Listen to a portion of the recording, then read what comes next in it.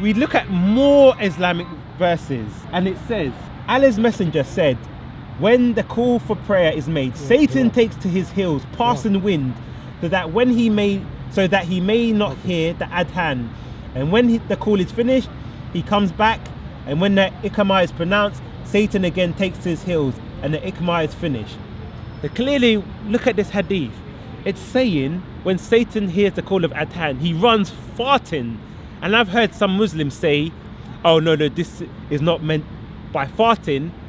But when we look at your classical scholars such as Ibn Hajar and Al-Qurtubi, they say this is literal. But because Muslims don't like this verse, they appeal sometimes to modern scholars who know this doesn't sound right and say, oh, it must mean something else. Oh, if the classical Muslims heard this, then they would have understood it in a different way. But that's why we say even Al-Qurtubi and Ibn Hajar, two of your best scholars, have said this is literal. So name me some of your scholars that were classical scholars that said this wasn't literal. And this is why we look at the Islamic depiction of Satan, and it's like, it doesn't make sense. And just so they think, no, that this isn't an invention of Christians, what they teach in the mosques.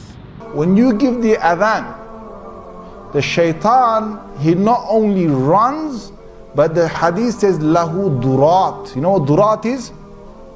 Durat is he runs, and as he's running, his fart comes out.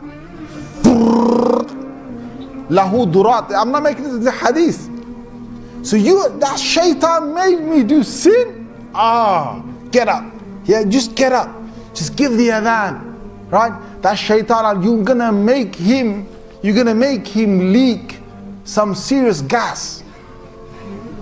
Serious gas. So you go into the toilet, Bismillahi Allahumma inni a'udhu bika min al-khubuthi wal khaba'ith. So Allah protect me from these devils. You go in there with your left foot.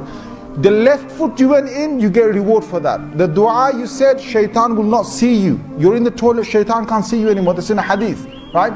If you don't say the dua, what happens is the shaitan not only comes inside, but the hadith of Tirmidhi says he plays with your bowels. He plays with your bowels. So you're inside there, you're thinking you're going to be out there in 5 minutes. He's taking you 20 minutes and you're still not halfway there. You know why? Because shaitan is going ooh la la. See, the hadith told you, the hadith says to us, he plays with your bowels. Yal'abu, he plays with your bowels. So you say the dua, Allah protects you. Shaitan plays with your bowels when you go into the toilet. I mean, does that even make sense?